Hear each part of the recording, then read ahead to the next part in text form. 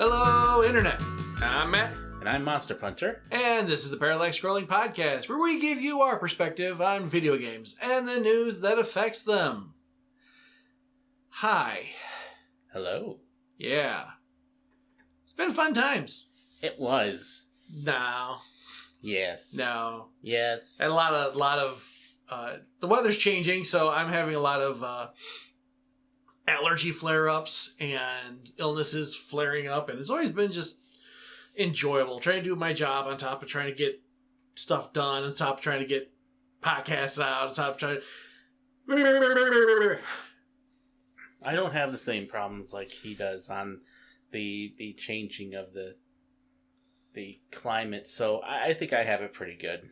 Yeah, when the low fronts and the high fronts, when they change positions every time, I get massive headaches, and it's so difficult to focus on things. So, I'm in that time of year. Oh, did you play anything cool this week? Or 2 weeks? Yeah, 2 weeks. 2 weeks. We're kind of bi-weekly right now, so. Yeah, I've been playing Monster Hunter still, Monster Hunter Rise. I've been playing Trails from Zero. I've also played a little bit of Horizon Call of the Mountain. Yep, we did do that. We should probably talk. You want to talk about that first before we talk about anything else? Sure. So we got to play the new PSVR 2. I actually just got to play it very recently, as in like before we started recording, so... Yep. Pardon me if I'm tired. Yeah, it can use a lot of your energy. It's actually really good, though. I feel okay on my energy levels. I definitely feel like, again, like I told you before, I'm noticing my age more because my back was hurting, my knees were hurting, my feet were hurting because I was doing the standing mode. And I just, that headset is very sweat inducing.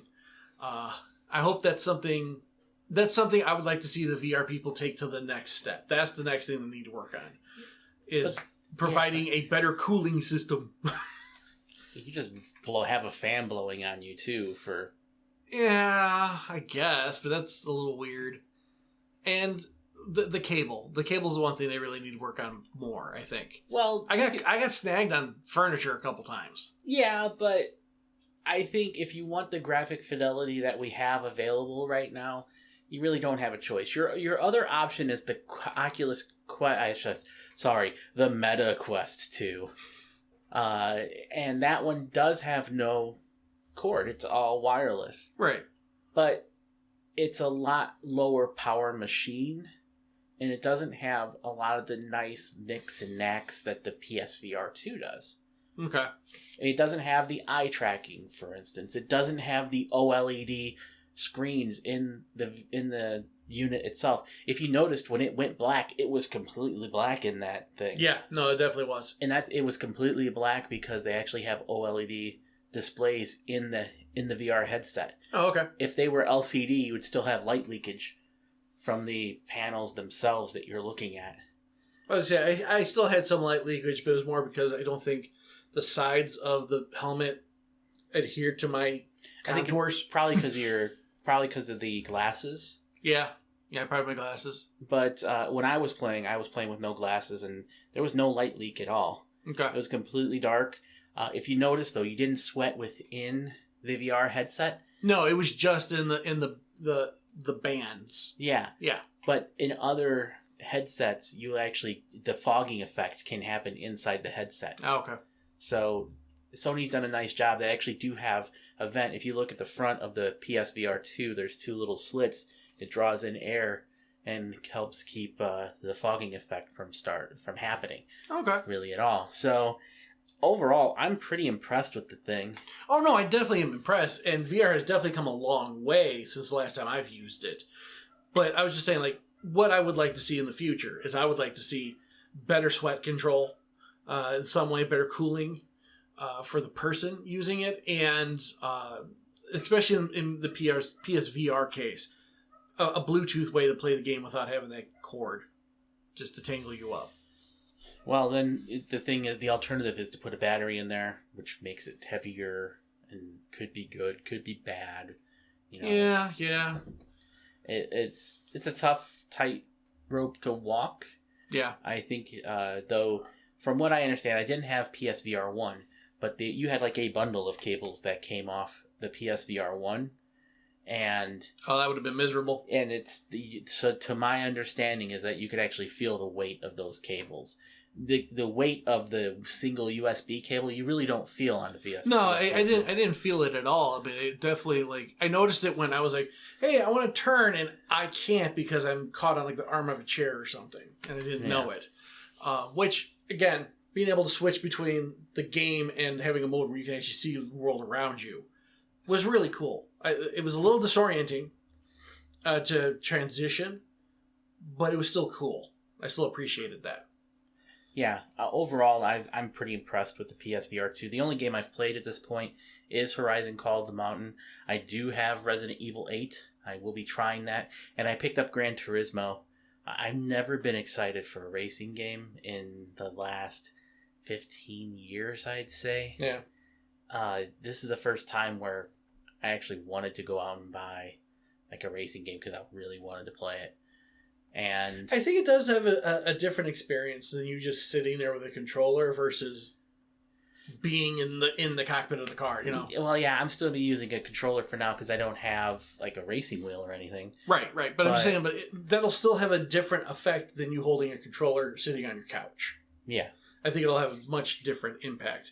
As far as Call of the Mountain went, so far I like it. I think it was really cool. I was definitely be able to look around, have 360 vision. I didn't even realize you start off in a boat. I didn't realize that there was a back half of the boat until I turned around. I was like, oh, there's boat. But yeah, it was really cool. They did a really good job with that. Don't like that lady that you start off with. She should have gotten eaten by something a while ago. Yeah. But everything else so far, like, it looks very pretty. Mm-hmm. And it looks nice. And once you kind of get a handle of how the climbing mechanic works, it's not that hard to do. I'm having issues with the bow. Mainly, like, I wish there was if I remember correctly, maybe there's a feature that, or like an option that we didn't see that I don't know about. But if I remember correctly, in the Horizon games, when you draw Aloy's bow and you go to aim at something, there is at least a little line that kind of gives you like a targeting arrow. There was accessibility options we never looked at. So right. I'm saying, but based off what we played so far, if there is an option, awesome, because I would love to have that. Because there are so many times I'm like, I am perfectly aimed, whiff, and I would shoot way over to the left or the right, and it was a little weird. But I really liked that game. Like, it definitely made me want to play it a lot. Mm-hmm. Especially because just how interactive that world was. I mean, you watched me do it. You saw I was having a blast just doing everything but the main storyline. I think I took an hour to get through the setup. Just a little bit. You're supposed to like, this is how you learn to climb and move things. This is the tutorial zone, and then credits. It took me an hour to get through that because I was too busy like, I'm going to pick up an apple and I'm going to eat it. I'm going to pick up some maracas and I'm going to play with them. I'm going to pick up the painting brush that I found and I'm going to paint on the wall. You know, I did all that stuff. He did make a painting. In Horizon Call of the Mountain, he painted and it was good. Mountains. It was actually pretty good. It was pretty good. Thank you. I mean, Bob Ross, you don't have anything on Bob Ross, but... Nobody has anything on Bob Ross, all right? I don't even know if Bob Ross could do that well in this game, though. That's the problem, because the way the brush was very primitive. But it was fun to be able to interact with the world in that way. I kind of want, and I'm saying this now, I don't want something like Skyrim in the VR space, because Skyrim's had enough time in the sun, it needs to die, all right? It needs to get archived and people can look at it fondly that way. I've still never played that game. Me either. But there's so many versions of it out there now. I don't need a PSVR 2 version. I think if I was to buy it, I'd buy it on PC just because I guess the modding community is like supposed to be stupid over there. Like, yeah, so many awesome mods. Yeah. But what I would like to see is an RPG that you're actually a part of, like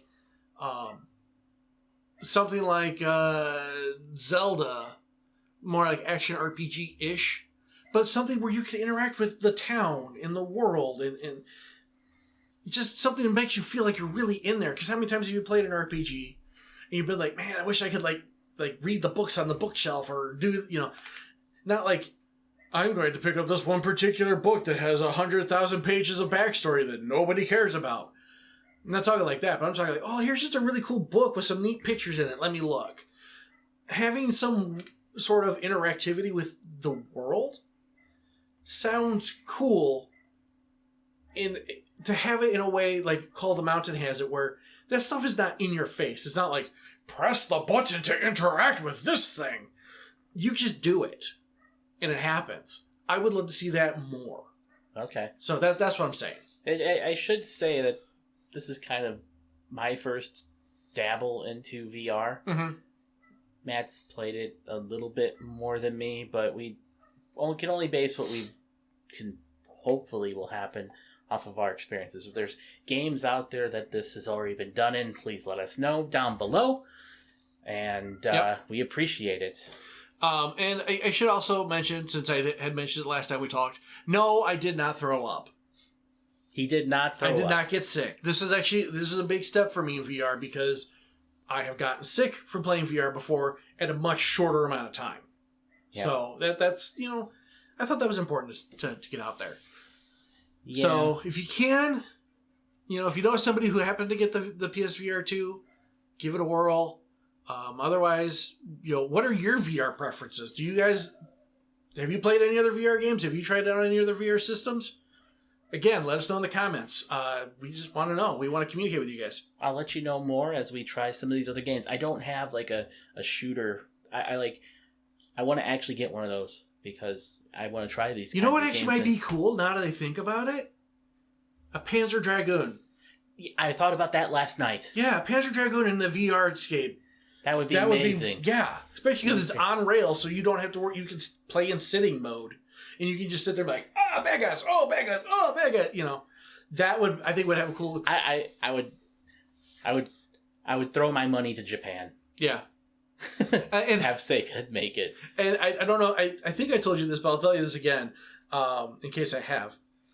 One of the things about Call of the Mountain that's really interesting, people who have already played the game or got to test it out, they always try to interact with Aloy, like pet her hair or whatever weirdos want to do. The developers actually put it in the game that anytime you try to go touch Aloy, she backs up from you. There's a backing away mechanic she has. Purposely designed because they probably thought yep, weirdos are going to be weirdos. Yeah, unfortunately, that's just the way some people are. Yep. What can you do? Oh, you know what you can do? I know what you can do. You can like and subscribe. Hey! Wow. That was a shill. That was a shill, if anything. Unscripted. Yes, it was. Otherwise, what you can do is you can talk about the other games we've been playing. I finished... I want to know... I'm sure I'm saying this wrong, so if I am pronouncing this wrong, please tell me in the comments. Help me pronounce this game right. Eowyn Chronicles Rising. Got to play that through. I actually beat it. Not a bad game. It's a good game. And I think you said it's $15? Yeah. Because I played on Game Pass, so I didn't have to worry about that. But you said $15? Not a terrible price for this game. However, I did, really some really cool concepts, some really cool characters, but I felt like the ending was lacking, and it definitely was more like, you want to know more about this world? Play the next game.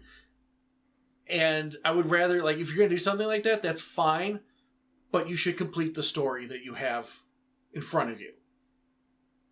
That's just my opinion, but that's just how I felt. I liked the game. Thought the final boss was a little too OP. I mean, I managed to beat him, but I actually lost one of my characters in the process, only because all of his attacks are widescreen attacks, and he's constantly summoning minions, and before you can even get to a point where you can really do damage to his health bar, there's an AoE pushback attack that takes forever to recover from, so you can't get to him in time to do enough damage to really matter. Ugh. That's just how I felt about it. So I finished that up. I still would recommend people playing it, though. And obviously we've seen what the actual actual game is supposed to be. Looks a lot like Suikoden. That looks amazing. So I do want to play that one. Be disappointed if these 3 characters are not in the other game. Yeah, there's supposed to be 100 plus characters in that game, so yeah, I'd so be they surprised definitely that they weren't. Yeah, I think they definitely should be. But beyond that, I started playing Trek to Yomi. I like the aesthetic. I thought it was a very cool nod to Kurosawa films. I think that the backgrounds are a little too much. Like, there's too much going on. Like, there are people sobbing and crying in the background sometimes. There's a fire burning. There's trees falling. There's always something happening, and it's distracting from you fighting these samurais, trying to perfect parry them so that you can hurt them. Because otherwise, they're going to block your moves, and then they hurt you.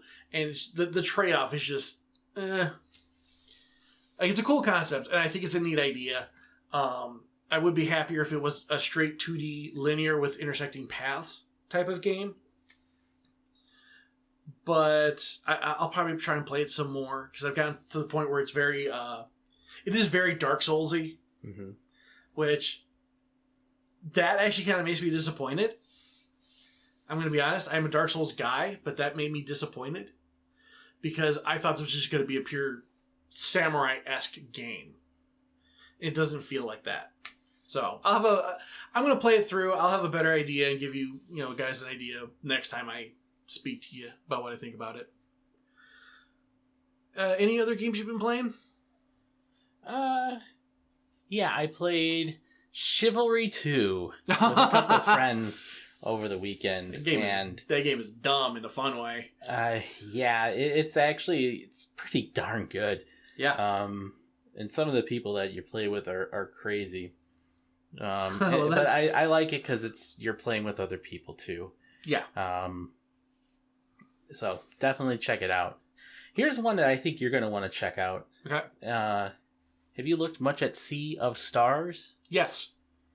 I figured you'd be really interested in this one. Yeah, do you know what that is? It's like a spiritual successor to Chrono Trigger. No.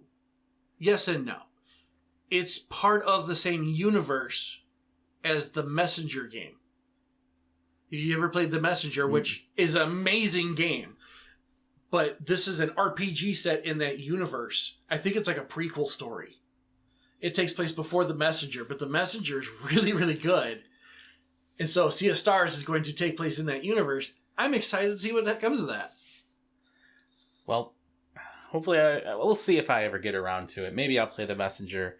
I'm knee deep in the Trails games, and there's 10 of them that are going to be out in the United States by the end of the year. And I have completed 3 at this point. Okay. Yes. Yeah, I mean, that's your choice. Yes. That's your choice, but, Well, we'll see. There's so many games coming down the pipeline that I'm excited for. Obviously, I'm excited for Final Fantasy 16 still. I want to see what that's going to be like. But Sea of Stars doesn't come out till August, by the way. Oh, perfect. But there's supposed to be a demo out right now. Cool, I'll check that out then. So I guess they need some more time to get a little bit more toasty, like the Xbox Series S toaster that's coming out. That was I tried really hard for that one, folks. I'm going I really home. Did. I'm going home. I'm walking. I really did try hard for that one. Yeah. He definitely is a tryhard. Nailed it. He is a massive tryhard. Nailed it. Anyway, this thing really does exist. It toasts one piece of bread at a time. And it's not really a video game console. It's just a toaster that toasts one piece of bread that looks like an Xbox Series S. And I want it. Okay. I have nothing to say on this matter. Yeah. What? You don't want one? No. Why not? I already have a hot plate. It's called the Xbox Series S. They were selling the fridge of the Xbox Series X for way too much money for a while, and I wasn't able to get one, but I think I can get one now. I need to get that too. So I'm gonna have a whole kitchen of video game stuff. You'll see. Oh, I really want to walk home now. Like, just, it's nice enough outside. I'm going to start walking. I think I'm going to walk out this window. 2 stories in the air. I'm going to walk out this window and start. Well, either way, if you don't want the Xbox Series S toaster, maybe you just want the real thing. And this picture that I'm looking at on on this website, they put it upside down. The feet for that you put the little the little feet that you have it on it's upside down. You can tell this is not written by people who game. But either way, Xbox Series S, if you're a Verizon customer, you get one for $150. That's pretty good. Is half off the regular price. Yeah. Absolutely crazy deal. Absolutely crazy deal. And you want to know why they probably have to sell them at that price? Because the PS5 is outselling the Xbox Series X by a lot, according to The Gamer. The Xbox Series S is lagging behind the PS5 by roughly 12 million units at this point in time. Are you good? I'm good. Do you feel better? I do. Now that you got all your news stories out of the way in one shot. No, I have some other ones. I kind of wonder. But it makes sense. The PS5 had a great 2022. You can't deny it. Oh, absolutely. It had a great year. It had a great year. The Xbox didn't have any exclusive games come out for it in 2022. Those are just the facts as they stand. Hopefully 2023 is better for the Xbox, but it got crushed in 2022. Yeah.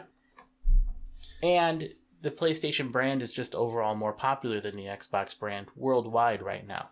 Right. But we talked about that before, how Microsoft, especially in the East, is not favored. Yeah. So it was always going to get outsold, at least at this point. But I think this generation for Microsoft will be, what can we do to close the gap? And maybe in next one of these further generations from now, maybe they overcome Sony, maybe they won't. But at the end of the day, I hope it'll benefit us gamers, because if they're more competitive, it's only good for us. Yeah, I absolutely agree. Yeah. Speaking of not being so competitive, okay, it's not really going to be able to segue this, but if you are in the market for a GPU for your PC, wait a little bit longer. The prices for GPUs are starting to crash. And because there's just no crypto miners out there to buy them anymore. Because the crypto mining's crashed. It's not worth it. You spend more in electricity than you do, in the value of the coins you're getting. So tons of people... I believe there's a lot of individuals who are in the NFT crypto coin space who are getting into a lot of trouble lately too.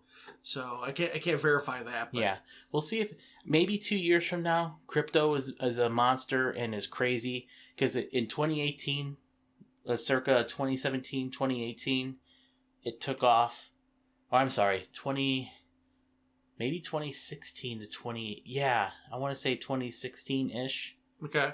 It took off, and before then, I want to say 2011, 2012, it took off. But then from 2020 to 2022, it took off. So these things are coming around every 3 to 5 years ish. So we're going to be in a spot where it's really good to buy a GPU for a while, and then if crypto takes off again, we'll see. But the difference is this time crypto got so high that all your investors and everybody, regular investors, got involved. I don't know if it's ever going to reach that height again, but we'll see. I'd be surprised. But you never know. You just never know with that kind of stuff. Yeah, you never know. But wait a little bit longer, people. I know there's more mid-range graphics cards that will be coming out from NVIDIA and AMD of their new lines. So maybe you want to wait for one of those, but the current GPUs that are on the market are going to be really, really nicely priced. Okay. So, something to keep in mind. Well, speaking of people interested in NFTs, interesting segue there. The head of Square Enix. Oh, yeah. He is stepping down. And deservedly so. Yeah, well, he's only been in charge for like 10 years. That's not very, very long in consideration. This man is the same man who's had unrealistic expectations for all the games that they sold. Oh, right. He's the reason why like Eidos Montreal got sold out to Racer Group. He's, yeah. No, so Yosuke Matsuda, I believe I'm saying that right. My Japanese relatives will not let me live it down if I'm wrong. But Yosuke Matsuda is stepping down after 10 years being president of Square Enix. He is giving his position over to Takashi Kiryu, and he's relatively new in the space. I think he only came in like 2020. But this is the guy. The guy stepping down is the one known for really being interested in NFTs, wanting to push that issue with Square Enix, which was dumb.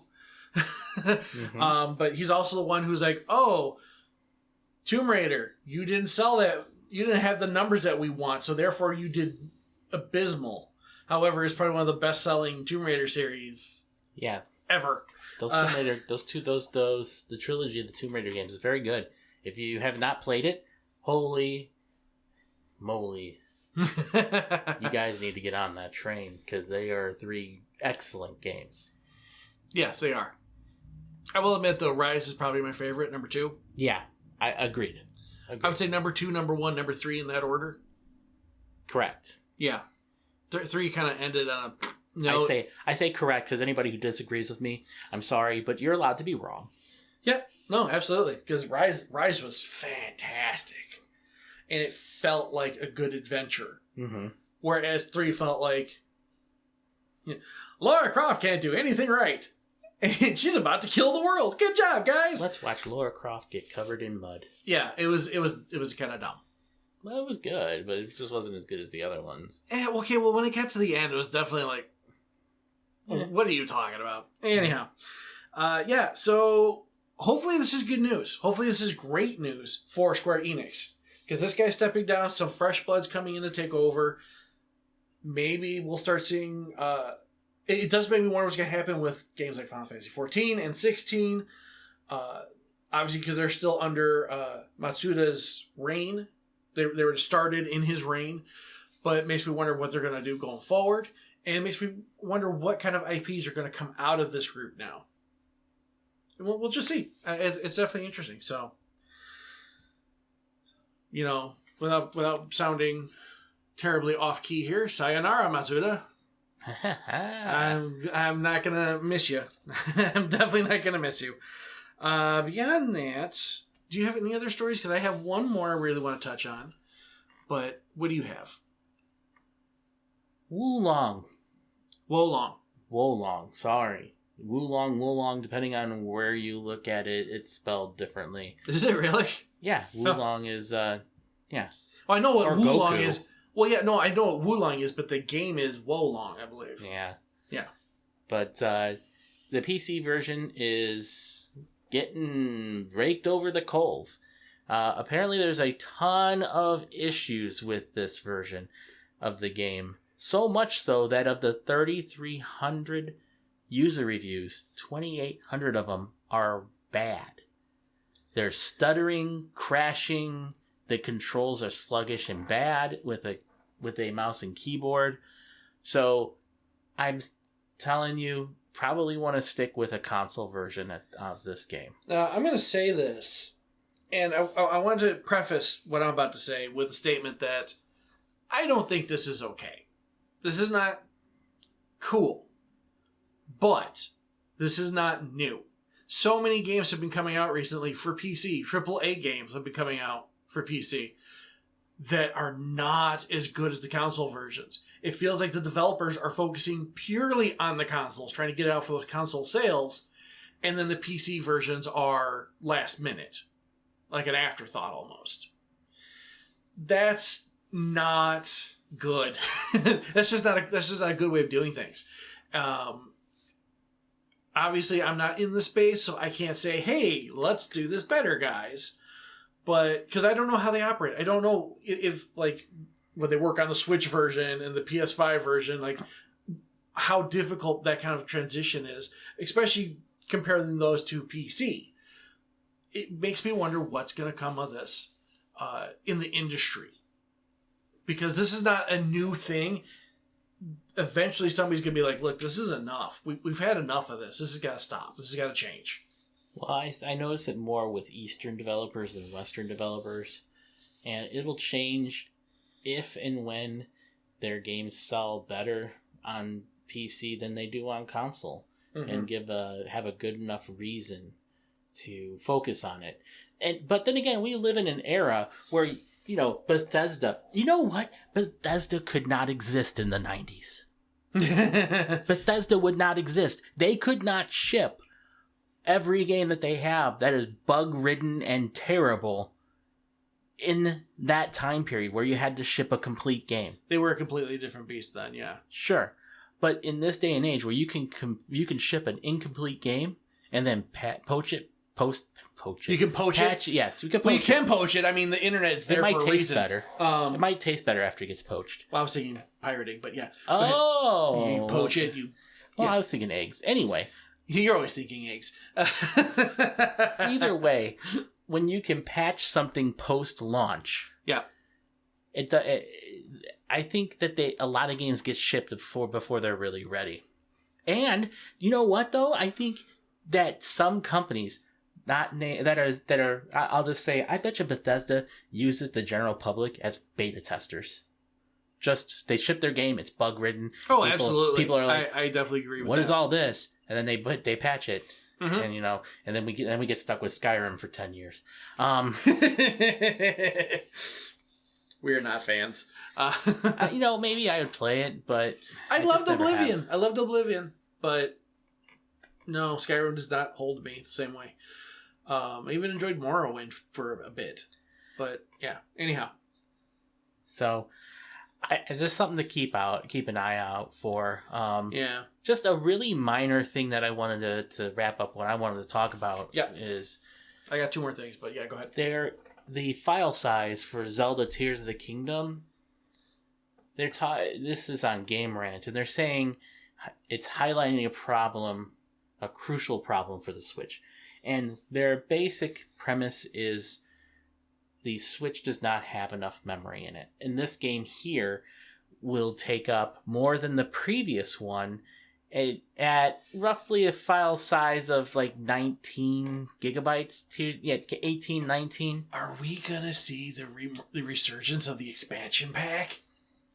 No, because you can just buy an SD card for it. Yeah, but think about it. Nintendo wants to sell you stuff. Oh gosh, where would you put that in the Switch? By the way, who knows? But who's to stop them from trying it? Like, oh, you want to play the brand new Zelda game? Buy the Switch expansion pack. Hold on a second. There was something else about it. You'll hear some clickety clacks here. We're asking our sources right now as we speak. So, speaking of like an expansion, there was news this week about a developer, Pokemon developer. Game Freak? Yeah, might be that. Okay. We could basically saying we could see a Switch 2 by the end of 2023, which, wouldn't honestly, surprise me. Here's my, I know we've talked about this before. I've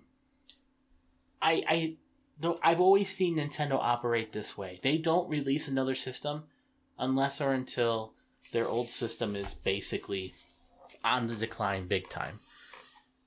The Switch is still selling. It may not be selling as much, so I guess maybe it could be on a decline. Yeah. But it's still selling like crazy. I just don't understand how they would want to release another console right now. I don't either, but I don't know.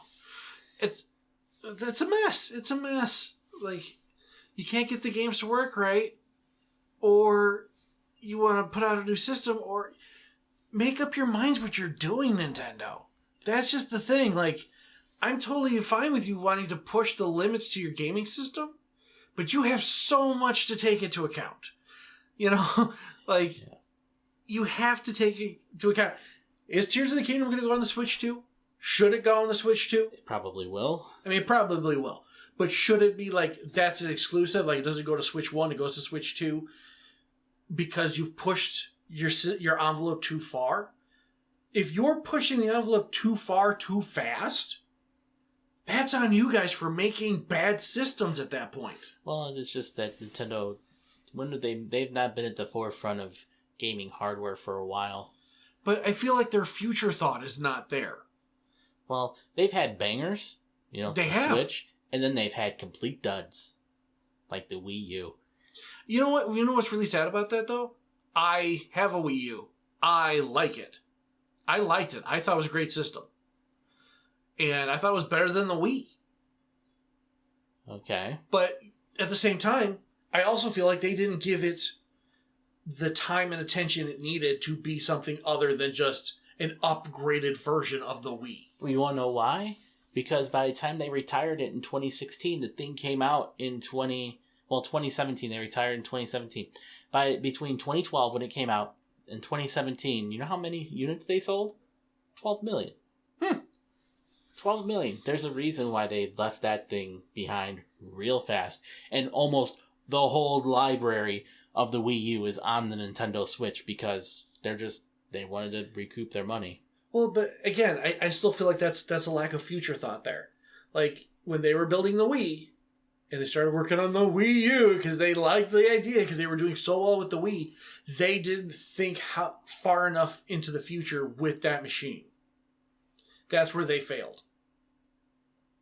That's my personal opinion, but take it as you want. Yeah, so, I mean, either way, the Wii U name was terrible, so I'm expecting a terrible name for the new Nintendo console.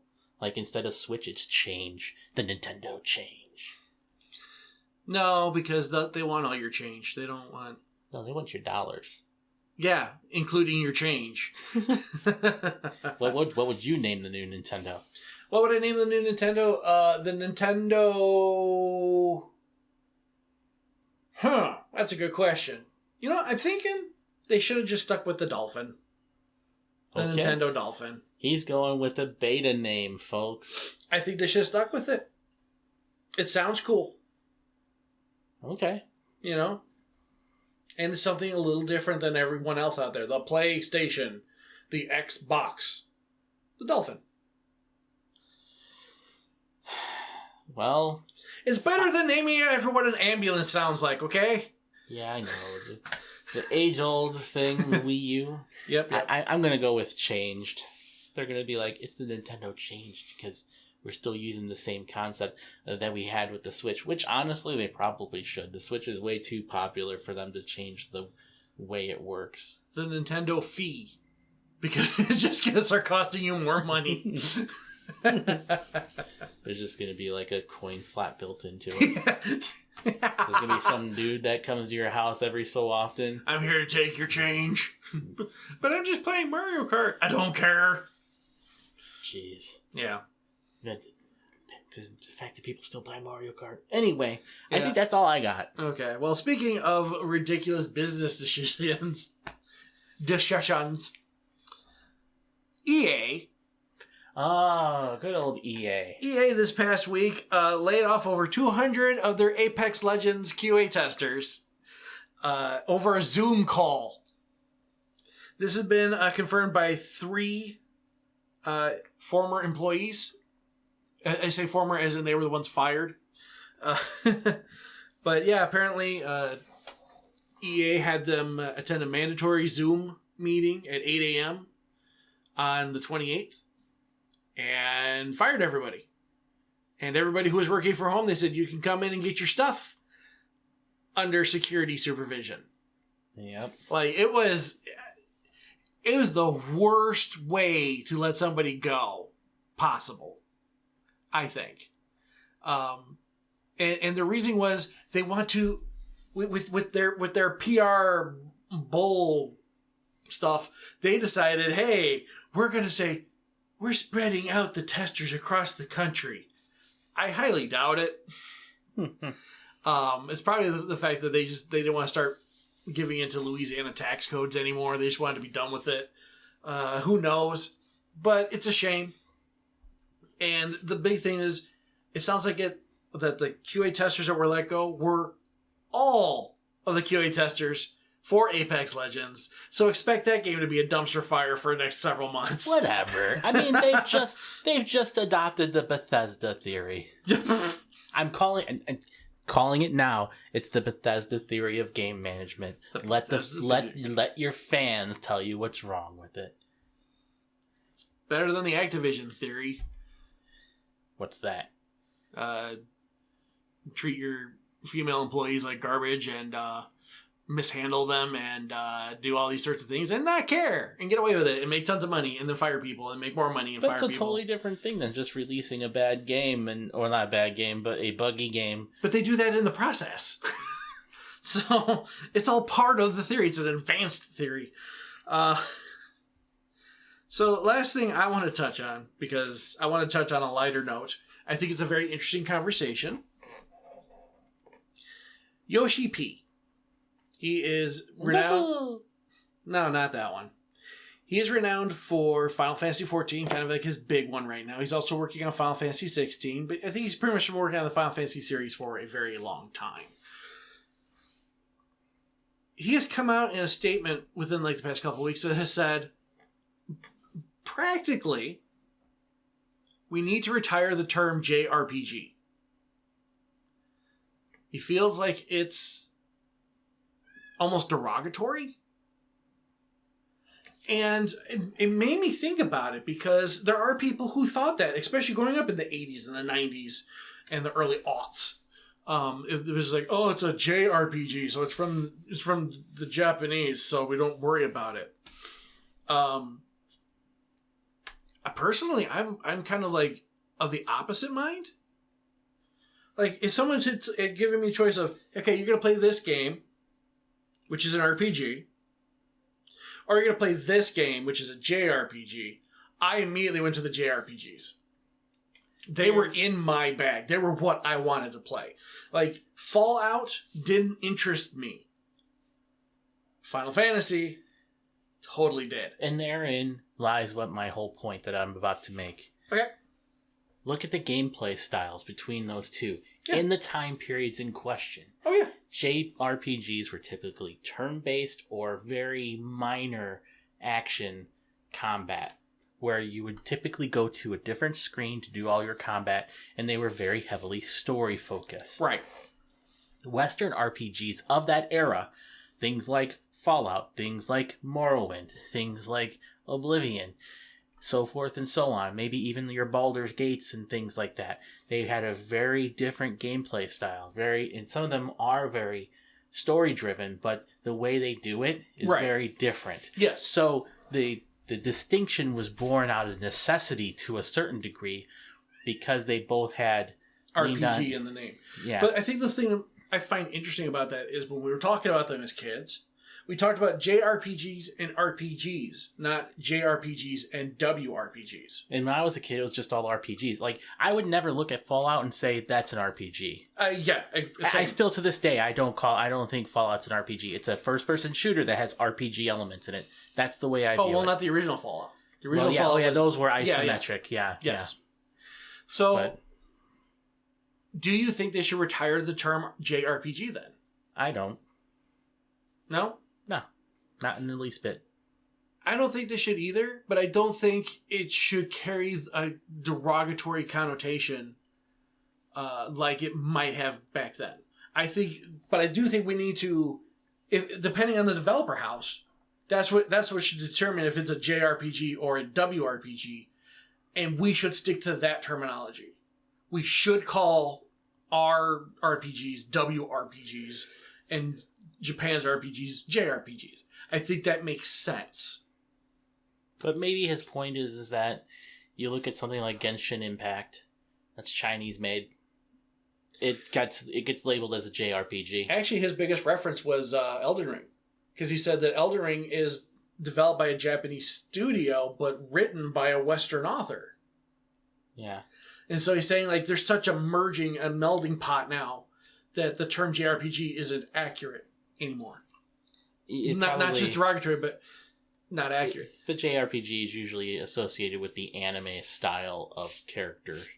That's another thing. I actually mentioned this to friends last night, and I'm sorry if this sounds offensive. This is not meant to be that at all.